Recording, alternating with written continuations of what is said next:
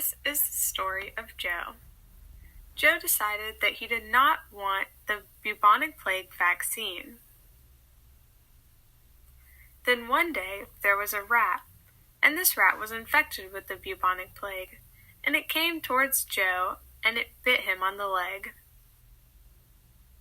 This created an open wound, which made Joe susceptible for the bubonic plague pathogens to enter his body. A body's first line of defense against disease is the skin. This encloses your entire body and shields internal organs from pathogens.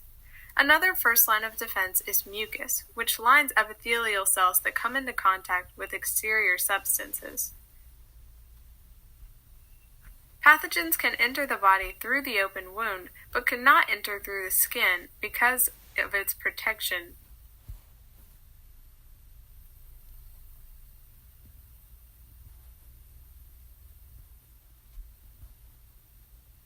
Once a pathogen enters the body, it may be digested by phagocytic cells called macrophages and dendritic cells. This dendritic cell will engulf the pathogen through phagocytosis.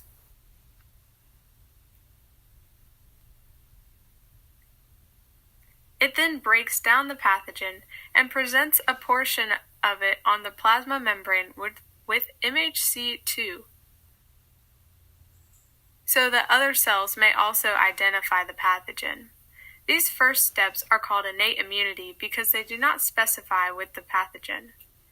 Then helper T cells come along with a matching variable region and attach with the CD4 protein.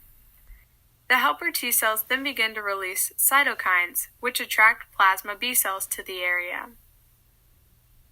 Plasma B cells with matching variable regions appear and begin to reproduce. They produce memory cells and plasma B cells. The plasma B cells create antibodies, which allow the pathogen to be tagged and killed by phagocytes. This allows a faster immune response to infection.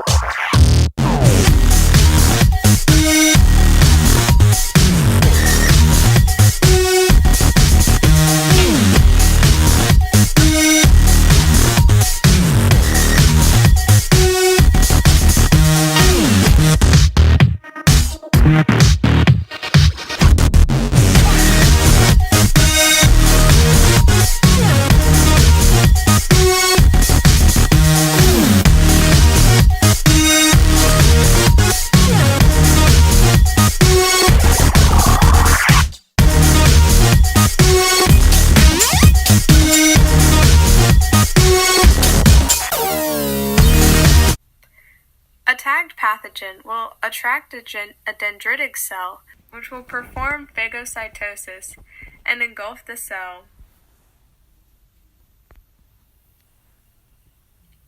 It will then break it down and present a portion of it also on the MHC2 protein.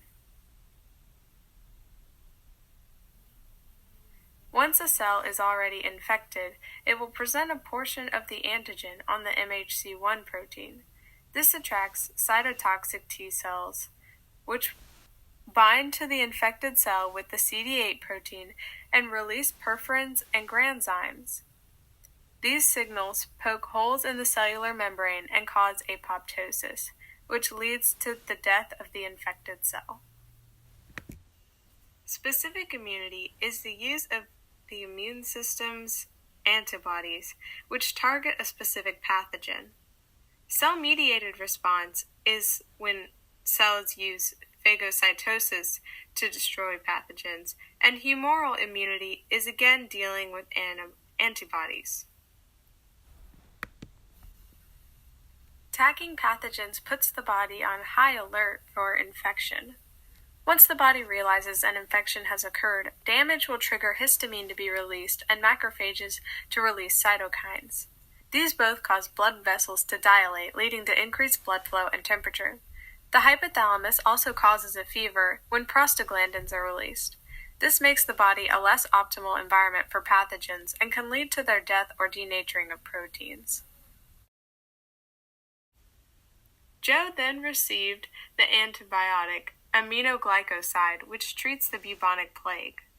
His fever reduced and his symptoms disappeared. The rat also received treatment, and everyone was happy and healthy. The end.